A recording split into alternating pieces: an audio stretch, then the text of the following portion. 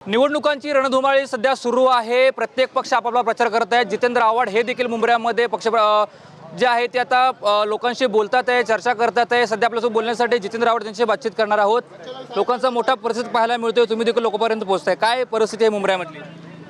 लढाई आहे, चांगली लढाई आहे। लोकांचा प्रतिसाद पहिल्यापासून मिळतोय, चांगला प्रतिसाद आहे।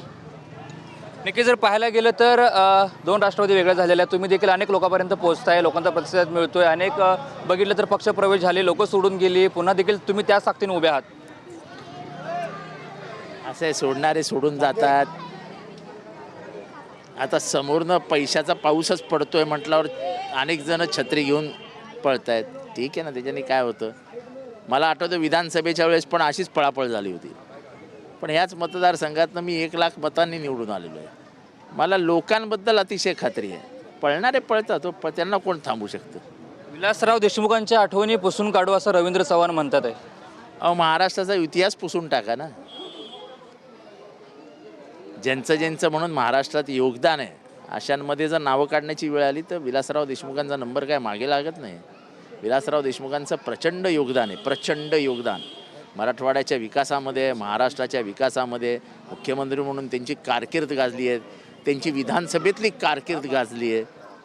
जे 40 वर्ष विधानसभेमध्ये एक फरडा वक्ता आणि एकमेकाला पुसण्याचं जर काम करायचं असेल तर पहिल्यांदा तुम्हाला गोपीनाथ मुंडे म्हणजे BJPचे सर्वात मोठे नेते आणि विलासराव देशमुख यांची मैत्री पुसून टाकावी लागेल। आता एक राजकारण करत असताना मैत्री कशी असावी हिचं देशभरातलं उत्तम उदाहरण म्हणजे गोपीनाथ मुंडे आणि विलासराव देशमुख। तुम्ही महाराष्ट्राचा इतिहास पुसा ना, इतिहास पुसून टाका महाराष्ट्राचा। प्रबोधनकारांना पुसा, बाळासाहेबांना पुसा, सगळ्यांना पुसून टाका। कधी बोलतात संविधान बदलू, कधी बोलतात ठाकरेंचं अस्तित्व नाही, आता बोलतात की विलासराव देशमुखांचं पुसून टाकू। नक्की भाजपच्या मनात काय काय चाललंय त्यांचं? म्हणजे त्यांना सगळंच पुसून टाकायचं आहे। त्यांना महाराष्ट्राचा नाही देशाचा स्वतंत्र इतिहास पुसून टाकायचा आहे। एकदा सत्तेची मगरुरी आली की माणूस काही बरळतो, त्याच्यातला हा प्रकार आहे। या निवडणुकामध्ये महानगरपालिकेच्या अनेक जण बिनविरोध लढले, त्याविरोधात आपण कोर्टामध्ये गेलेलो आहे। काय वाटतं काय निवडणुकीचं? काहीही होणार नाही कोर्टात जाऊन। ज्यांनी माघार घेतली त्यांना करोडो रुपये मिळालेले आहेत। ज्यांनी माघार घेतली त्यांनी ते दादागिरीला घाबरून पळालेले आहेत। सगळे म्हणजे साम दाम दंड भेद, याच्यापुढे निवडणुकाच घेऊ नका, कारण का निवडणूक आयोगाचं तर काही कामच राहिलेलं नाही। अधिकारीच दलाल म्हणून काम करतायत। दुसरीकडे पोलीस उमेदवारांना घेऊन जात आहेत माघार घेण्यासाठी, पोलीस धमकवत आहेत।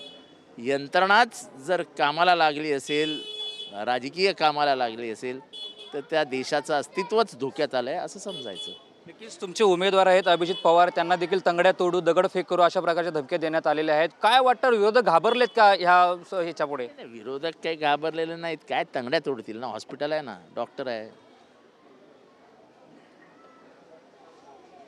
पण महाराष्ट्राच्या इतिहासात अशा निवडणुका मी पाहिलेल्या नाहीत। एवढ्या पैशाचा पाऊस, एवढ्या पैशाचा आणि सत्तेचा गैरवापर हा मी कधीच बघितला नव्हता।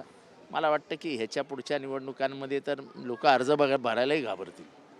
नक्कीच मुंबईमध्ये अनेक व्हिडिओ व्हायरल होत आहेत, त्याच्यामध्ये अनेक असं त्याच्यामध्ये लिहिलेलं आहे की खुल्लम खुल्ला BJP का नजीब मुल्ला, अशा प्रकारचे अनेक व्हिडिओ व्हायरल होत आहेत। नाही आहे ना, घड्याळ आणि BJP बरोबर आहे, हे काही वेगळं नाही आहे ना, हे काही वेगळं राहिलेलं नाही आहे। घड्याळाची चावीच BJPच्या हातात आहे। ते लोक बोलणार की जे काय बोलतात ते मला माहीत नाही, जे बोलणार आहे ते बोलतातच। जितेंद्र आव्हाड एवढे दिवस गप्प काय आहेत, याचं उत्तर 16 तारखेला मिळणार आहे?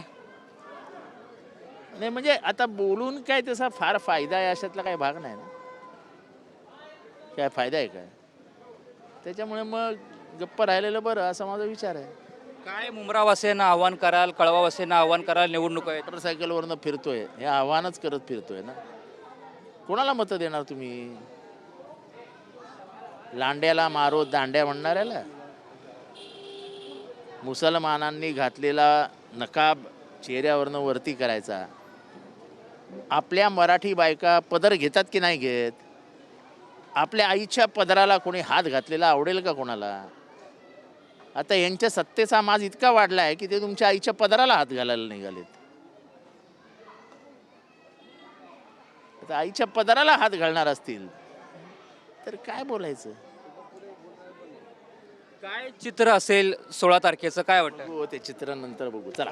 नक्कीच हे होते जितेंद्र आव्हाड. बाईकवरती फिरत आहेत, लोकांच्या भेटीगाठी घेत आहेत, लोकांपर्यंत पोहोचत आहेत आणि त्यांनी अनेक विषयावरती आपलं मत जे आहे ते आता व्यक्त केलेलं आहे.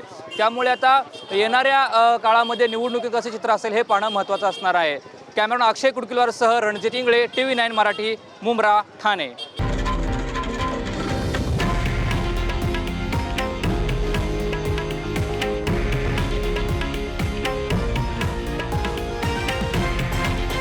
हे आहे देशातील नंबर 1 न्यूज नेटवर्क आणि आपण पाहत आहात TV9 मराठी, एकमेव.